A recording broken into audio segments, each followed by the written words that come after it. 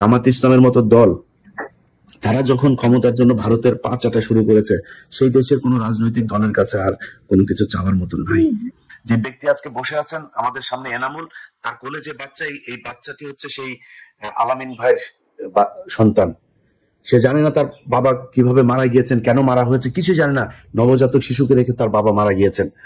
তার স্ত্রী সন্তানরা আজকে না খেয়ে মারা যায়, তাদের ঘরে চাল হয় না, ভাত হয় না। এই বাংলাদেশে আবারও হিন্দু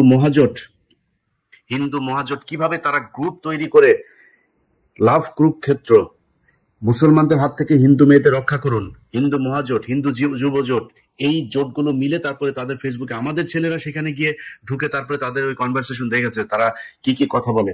একজন বলছে আজকে কে পেটে বাচ্চা দিলে, আরেকজন আবার রিপিট করছে যে গাজীপুরে যাও, ওইখানে গার্মেন্টস এর অনেক মেয়ে আছে, ওদেরকে খুব সহজে পটানো যায়।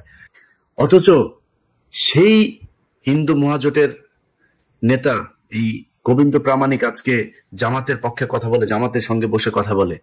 সন্তোষ শর্মা, যিনি কিনা এই দেশে জঙ্গিবাদকে উস্কে দিয়ে তারপরে এই মানে সারা পৃথিবীর কাছে বাংলাদেশকে জঙ্গি রাষ্ট্র বানিয়েছে, ভারতের হয়ে, ভারতীয় বাহিনীর হয়ে কাজ করে এখনো পর্যন্ত সে জীবিত বাংলাদেশে ঘুরে বেড়াচ্ছে, এটা আমাদের জন্য প্রচন্ড দুর্ভাগ্যজনক। জামাত ইসলাম এখন যে পলিসিতে আছে, জামাত ইসলামের নিজেদের সংগঠনের মানুষের কাছে শোনা কথা যে জামাত ইসলাম এখন ভারতকে কথা দিয়েছে, ওয়েস্টকে কথা দিয়েছে যে তারা বাংলাদেশের অন্যান্য যেই দলগুলো আছে ইসলামী দল, সেগুলো যদি আসে তাহলে এই দেশে ইসলামী জঙ্গি দিয়ে ভরে যাবে, তারা হচ্ছে ইসলামী জঙ্গি। একমাত্র মডারেট ইসলামী দল হচ্ছে বাংলাদেশে জামাত ইসলামী। সো জামাত ইসলামীকে তোমরা সমর্থন দাও, আমাদেরকে ক্ষমতায় আনো, আমরা এই করবো। জামাত ইসলাম, তোমরা মনে করো না যে তোমাদেরকে ভারত কোনোদিন ক্ষমতায় আনার জন্য মিনিমাম কোনো এই স্টেপ নিবে যে এটাতে তোমরা ক্ষমতায় আসতে পারো। সো এই স্বপ্ন দেখা বাদ দিয়া যারা জামাত ইসলামের ভাইজানরা আছেন, আপনাদের প্রতি গভীর শ্রদ্ধা, অনেক ভালোবাসা, অনেক সিম্পেথি, অনেক মায়া মমতা সবকিছু আছে, ছিল, সারা জীবন থাকবে। যেই মানুষরা আজকে জামাত ইসলামকে ভুল পথে পরিচালিত করছে, সেখান থেকে যদি বেরিয়ে না আসেন, আমি এখন আপনাদের ব্যাপারে যেভাবে কথা বলছি, কালকে ওইভাবে সারা জীবন এইভাবেই বলবো। আমার এখান থেকে কেউ সরাইতে পারবেন। আপনি আমার ফেসবুকে থাকলেন, ইউটিউবে থাকলেন, আমার কথা শুনলেন না শুনলেন, ভাই আমি ইলিয়াস হোসাইন, আমার রক্তের গ্রুপ ইন্ডিয়া নেগেটিভ, এটা আপনাদেরকে বহু আগে বলেছে, এখনো বলছি, সারা জীবন বলবো। এখান থেকে কোনোদিন সরতে পারবো না। আল্লাহ যেন কোনোদিন আমাকে এই অবস্থান থেকে না সরায়। আমি মনে করি গত 15 বছর ভারত এই দেশের মুসলমানদেরকে সব ধরনের নির্যাতন অত্যাচার করেছে, এই দেশকে সারা পৃথিবীর কাছে জঙ্গি রাষ্ট্র বানিয়েছে। এই দেশে যারা নামাজ পড়ে, রোজা রাখে, দাড়ি পরে, টুপি পরেন, তাদেরকে জঙ্গি ট্যাগ দিয়ে নির্যাতন করেছে, গুম করেছে, খুন করেছে। যে ব্যক্তি আজকে বসে আছেন আমাদের সামনে, এনামুল, তার কোলে যে বাচ্চা, এই বাচ্চাটি হচ্ছে সেই আলামিন ভাইয়ের সন্তান। সে জানে না তার বাবা কিভাবে মারা গিয়েছেন, কেন মারা হয়েছে, কিছু জানে না।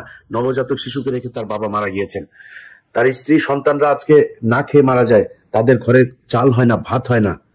এইভাবেই বাংলাদেশের অসংখ্য, একজন দুজন, অসংখ্য আলেমের পরিবার এইভাবে আছেন।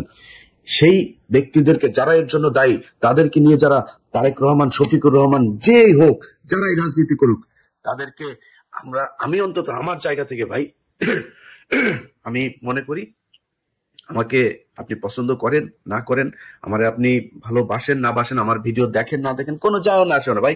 আমি যা বলছি জামাতের ব্যাপারে, বিএনপি করলে সেটাই বলবো। যে বলবে, যে যাবে ভারতের সাথে, যাকে দেখবো, যখন দেখবো, তার ব্যাপারে আমার আচরণ এরকমই হবে। কিচ্ছু করার নাই, কেউ আমার এখান থেকে সরাইতে পারবে না। যতই আদেশ দেন, উপদেশ দেন, অনুরোধ করেন, বুঝান, আমি বুঝবো না ভাই, আমি বুঝতে চাইও না। ভারতের ব্যাপারে আমি যেই জায়গায় ছিলাম ওই জায়গাতেই। কালকে আমারে বলবে আমি শিবিরের লোক, আজকে বলবে আমি বিএনপির লোক, পরশু বলবেন আমি রয়ের লোক, এরকম লোকজনও আছেন। যা মনে চায় বলেন ভাই, আমি ইন্ডিয়ার ব্যাপারে আমৃত্যু, আমার নাকে যতদিন নিঃশ্বাস আসবে যাবে ততদিন আমি এই জায়গায় থাকতে চাই।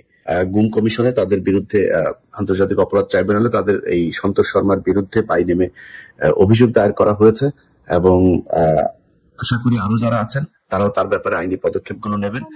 আপনাদের পাশে জামায়াত ইসলাম বা বিএনপি কেউ যদি নাও থাকে, ভাই আমি আছি। আমি আপনাদের যত ধরনের সহযোগিতা আমার পক্ষে করা সম্ভব আমি আপনাদের জন্য করব। শুধু আপনাদের কাছে চাই, আপনাদের পরিবারের যে মানুষগুলো মারা গিয়েছে, নির্যাতনের শিকার হয়েছে, গুম হয়েছে, নিখোঁজ হয়েছেন, সেই মানুষগুলোর জন্য যদি নাকি মনে করেন বিচার চাই, বিচার চান, তাহলে আইনগতভাবে যা যা করা দরকার সেটা করবেন। এটা আপনাদের কাছে আশা। কারণ প্রতিবাদ আপনার নিজের পরিবারের মানুষের জন্য আপনাকে প্রতিবাদ করতে হবে, কেউ এসে আপনার পক্ষ হয়ে প্রতিবাদ করে দিবে না। এই দেশের সবকিছুই দেখলাম, গত 15 বছর দেখলাম, এখনো দেখছি। সবাই ভাই নিজের চেয়ার বাঁচানোর জন্য, নিজের ক্ষমতার জন্য এই দেশে রাজনীতি করে। এই দেশে জামাত ইসলামের মতো দল, তারা যখন ক্ষমতার জন্য ভারতের পা চাটা শুরু করেছে, সেই দেশের কোনো রাজনৈতিক দলের কাছে আর কোনো কিছু চাওয়ার মতো নাই। যাক, সবাই ভালো থাকেন। এনামুল ভাই কিছু বলতে চাচ্ছিলেন? জি জি, এই যে আলামিন ভাইয়ের ওয়াইফে কিছু বলতে চাইছে। না,